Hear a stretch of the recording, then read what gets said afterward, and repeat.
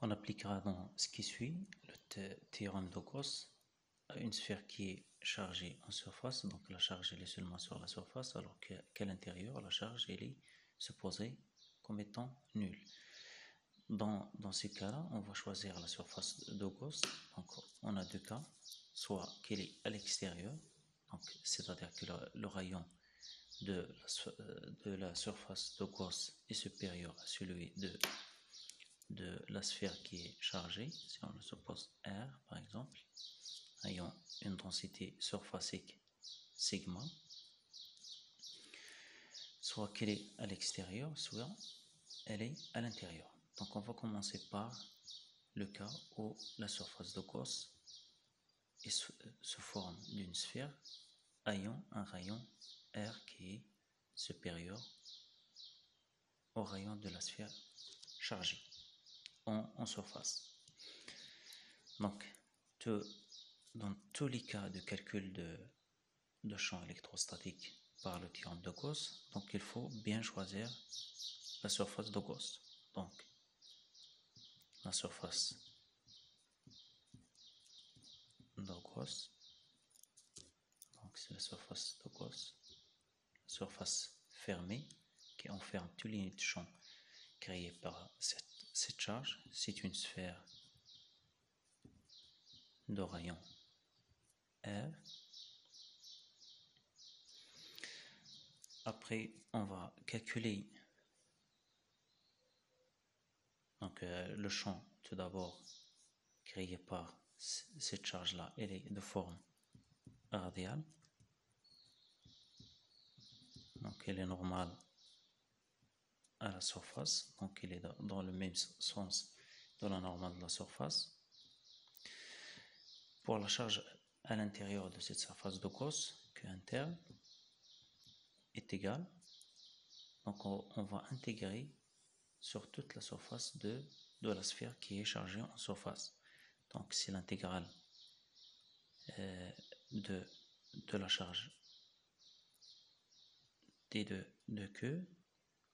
Donc c'est sigma d2 S.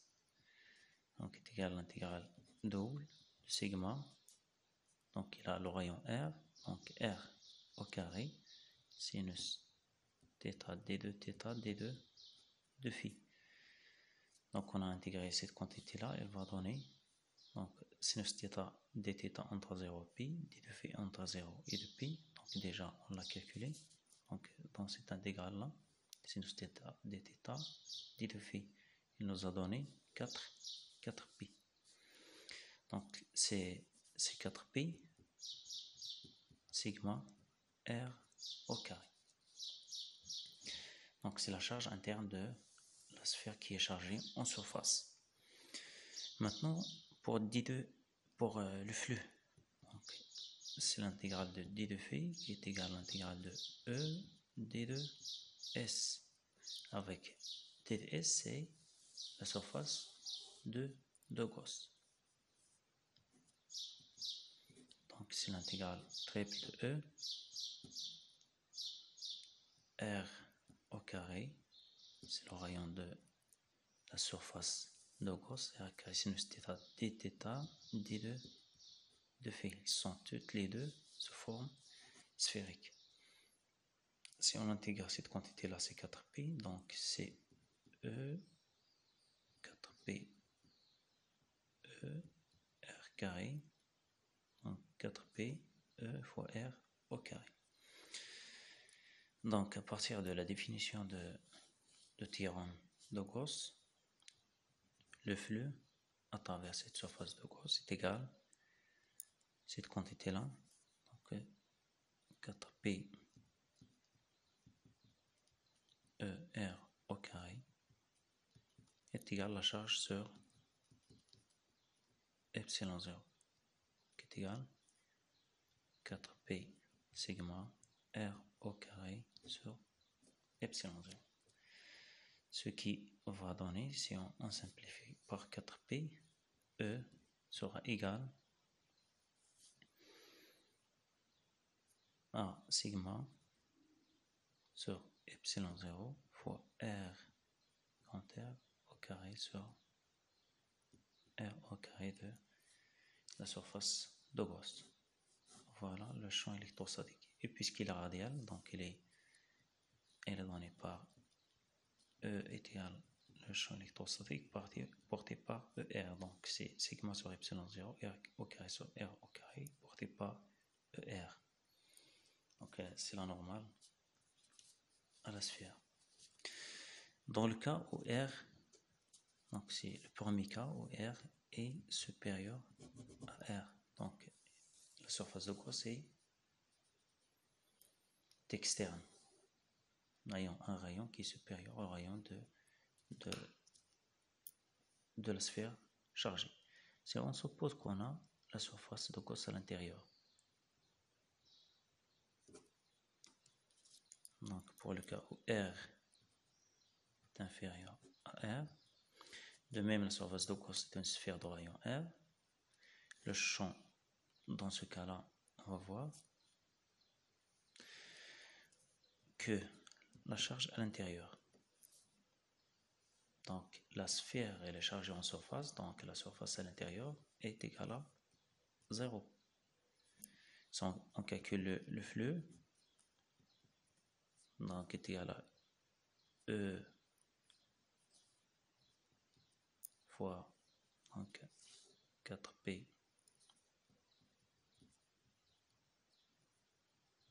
R au carré est égal par définition à la charge à l'intérieur, c'est epsilon 0, puisque la charge est égale à 0.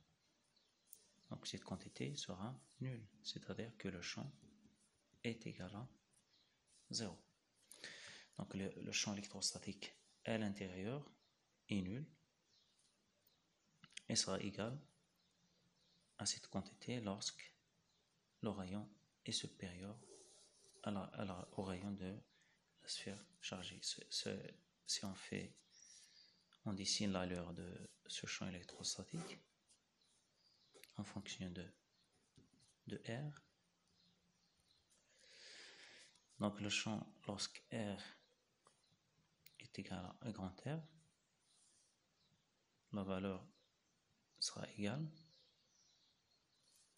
à sigma sur epsilon 0, R au carré sur R au carré, donc est égal à sigma sur epsilon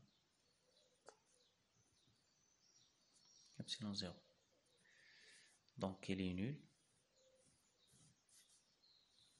jusqu'à un certain point ici. P sera égal à cette quantité qui se forme parabolique. Donc il diminue avec l'augmentation de R. Lorsque R tend vers l'infini, donc on a le champ sera égal à 0. Par définition, le potentiel électrostatique est égal à moins E d de R. Donc on va calculer le potentiel dans ces deux cas-là. Donc le cas où R, le rayon de la surface de Gauss est supérieur au rayon de la sphère, et le deuxième cas où elle est inférieure. Donc on va intégrer pour calculer le potentiel. Donc on a E sera égal à moins l'intégrale de E d de V est égal à moins l'intégrale de E d de R. Donc le premier cas où R est inférieur au rayon de la sphère de Gauss. On a le potentiel V est égal à moins l'intégrale de E d de R. Et puisque E est égal à 0, donc V est égal à une constante. Dans le deuxième cas, R est supérieur au rayon de la sphère.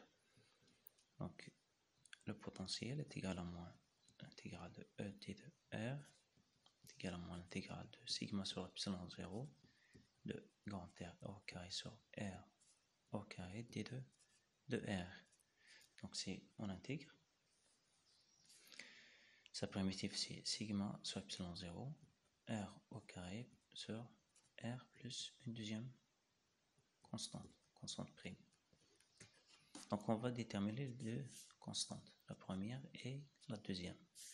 La deuxième constante sera déterminée à travers le fait que lorsque R tend vers l'infini, lorsque R de la surface, le rayon de la surface de Gauss tend vers l'infini, le potentiel tend vers 0. Donc on va faire la limite. Lorsque R tend vers plus l'infini de potentiel, donc est égal à la limite plus l'infini de sigma sur epsilon 0 R au carré sur R, plus la constante prime, est égal à 0. Et puisque cette quantité-là est égale à 0, sa limite c'est 0, donc la limite de sigma sur epsilon 0 R carré sur R plus la constante prime est égale à constante prime. Donc la constante est égale à 0. Pour la première constante, on a le potentiel est continu, toujours continu. Donc le potentiel, lorsqu'on est dans le rayon, est juste très inférieur à R, sera le même lorsqu'il est juste supérieur. Donc R plus et R moins. La limite donc la limite lorsque R tend vers R moins de V sera R moins est égal à la limite lorsque R tend vers R plus, c'est-à-dire la limite lorsque R tend vers R moins, c'est la constante, est égale à la limite lorsque R tend vers R plus de cette quantité-là. C'est sigma. Donc, lorsque R est supérieur à R, on a sigma, le potentiel c'est sigma sur epsilon 0 fois R au carré sur R, puisque cette constante est nulle. Epsilon 0, R au carré sur R est égal à sigma sur epsilon 0 fois R. On remplace R par R. Donc la constante sera égale à sigma sur epsilon 0 sur R. Donc c'est le rayon de la sphère de Gauss inférieur au rayon de la sphère chargée en surface. Le potentiel est égal à sigma sur epsilon 0 fois R. Si R est supérieur, le potentiel V est égal à sigma sur epsilon 0 fois R au carré sur R. Donc on fait de même l'allure de V en fonction de R, on aura cette forme. Donc elle est constante jusqu'à R, puis elle se forme d'une fonction qui est hyperbolique. Lorsque R tend vers l'infini, V tend vers 0. Elle est sous cette forme.